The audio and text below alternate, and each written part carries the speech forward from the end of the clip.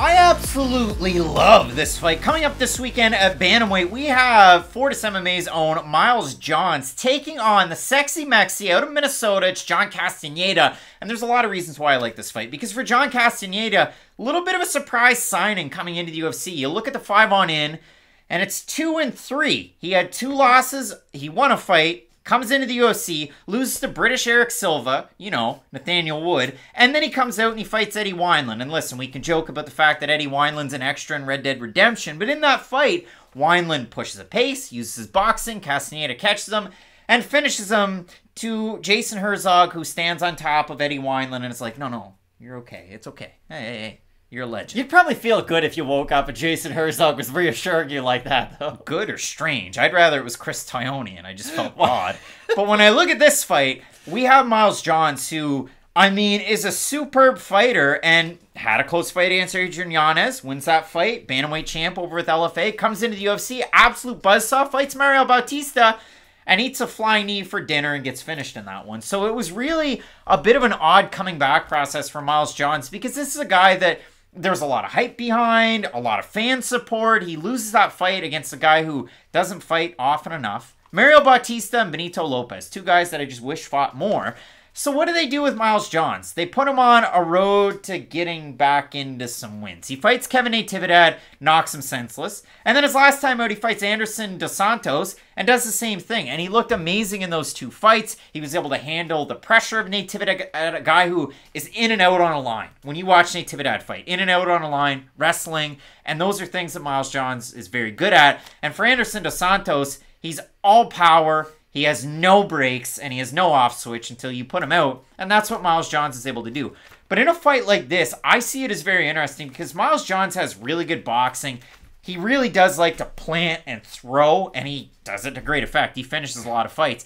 He also has very good wrestling. It was one of those things that I wanted to go back and look at. So for Miles Johns, we got to give credit where it is due.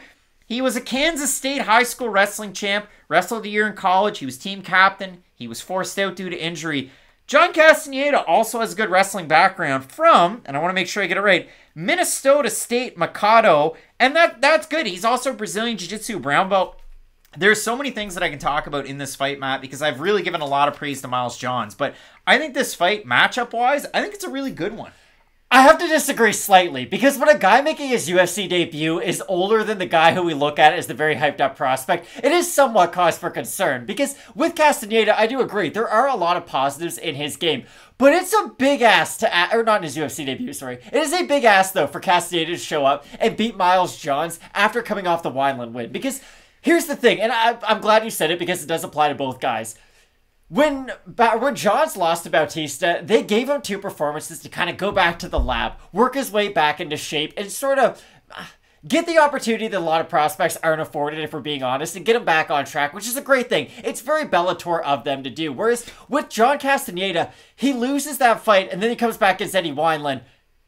He loses to Nathaniel Wood, who's still a really good fighter. And that's the thing that I do think we need to bring up. You might disagree with that, and you say he's the British Eric Silva, but I think Nathaniel Wood is still a borderline top 15 talent in this division. So if you lose to Nathaniel Wood, in my mind, I don't really care that much about that, but I don't also care that much about you finishing Eddie Wineland early. Because with Wineland, it's interesting. If you go, let's say, 3 rounds with him, and then you knock him out, we're going to learn quite a bit from that. But the way that Castaneda was able to finish him, he hurts him early. And the problem with Wineland is that at this stage of his career, this isn't when he fought Renan Barão, folks. This isn't the same guy. He can't recover all that well after he does get initially stunned, and that was the real sad thing to watch in that Castaneda fight. It was awful to watch. We could talk about Joe Lozon Cowboy later, because I think that'll be a very similar fight to watch, but still, for Castaneda, I still have a lot of question marks, because I'm not all that bothered by his loss in the UFC, but his win doesn't erase a lot of those sins either. And with Miles Johns, it's interesting, because he lost that big fight to Mario Bautista.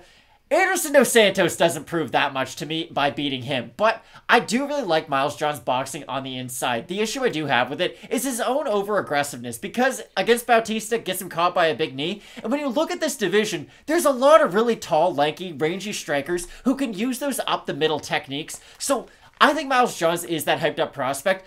I just think that there are going to be fighters on his way through the top 15 that he's going to have to get strategically matched up with. And the last thing I will say, How fun would a rematch against Adrian Yanez be? Like, if the UFC could somehow put that fight together, let's say Johns is victorious this weekend, I think that would be a great fight that they could go to down the line sometime. It's going to be an interesting fight coming up this weekend, too, because Johns fights out of the orthodox style, and you have Castaneda, who maybe they list him as switch, but he is a southpaw, and he throws a lot of kicks. And Miles Johns throws kicks, too. I mean, again, I talked about it. He plants and he throws when he boxes, but when he does move around, he does throw a fair amount of kicks. The thing is, the movement in this fight, this is how I can see it going. Miles Johns usually moving forward. John Castaneda moves side to side. He can get backed up a little bit. When he gets backed up, all he does is kind of pop a jab out there, but he is always kicking.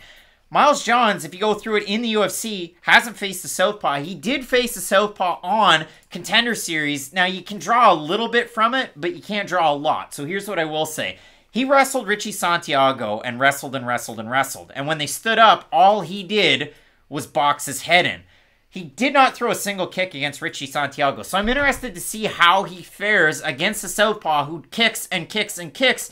Because of the calf kicks of John Castaneda, who has legs like tree trunks, if it is able to take effect, it zaps all that power out of the boxing. So, Miles Johns, I would say, is a better wrestler. Castaneda has a background in it as well. Miles Johns, better boxer. Castaneda, a little bit more creative with his strikes, and he has that kicking ability. So when I look at the odds in this one, Johns open to minus 225 favorite, minus 245 right now. For John Castaneda, open to plus 190, plus 200 or thereabouts. And if we have a look on Tapology, votes are a surprise to us there to you, Matt. I'm going to say the over-under, I'm going to say 85% Miles Johns. I would say around there, yeah. All right, 868 total votes, 93% John, 68% by decision, 24% have him to win by knockout. For the 7% that have Castaneda, 48% by decision, 35% by knockout. So, Matt, I'm going to take the smallest little sliver of that pie, and I'm going to take John Castaneda. I think he's going to win by decision. I think those leg kicks are going to be absolutely key, and I think being a southpaw in a matchup like this is going to pay out to, you know,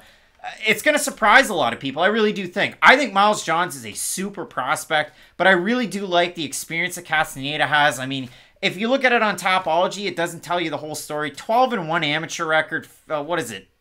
18-5 pro record. Like, he has a ton of experience against some really good guys, and he's had split decisions against guys like Jose Alday, who had a good fight on Contender Series as well. I like Castaneda in this fight. I think he's going to get it done. I disagree. I really do. Here's the thing with Castaneda. He does drop his hands when he throws a lot of his kicks, and I think that's a prime opportunity for Johns to level him with an overhand. And this is the thing. When you have opposite stances, I know a lot of the times people believe that it benefits the kicker, but if you do fight a boxer, we've seen it a lot more recently. Like, Calvin Kattar put a spotlight on this. When you crowd kickers, it forces them to become boxers. And when you focus a lot of your time on your kicks, and then that becomes an eliminated part of your game, you're not going to be as good at pure boxing as the pure boxer who's pressuring you. And I do think that Johns is going to give Castaneda a lot of trouble with his forward movement. I do think that if he is able to go to the body and to the head like we've seen him do, it should be a really fun fight. And this should be one of those like fight of the night style fights. But I do like Johns' ability to close the distance and make guys pay for it when he does close the distance. Absolutely love this one. Matt going with a pretty big favorite in Miles Johns. Look at the big underdog in John Castaneda to get the win. I can't wait for this fight because it should be either one way or the other way. It should be a good one. Let us know down below in the comments section who you have. We get some big time fights coming up on the rest of the card. Hermansson taking on Strickland in the main event. You're not going to want to miss. Keep it locked in with Fight Night Picks. We always say, let's get into it.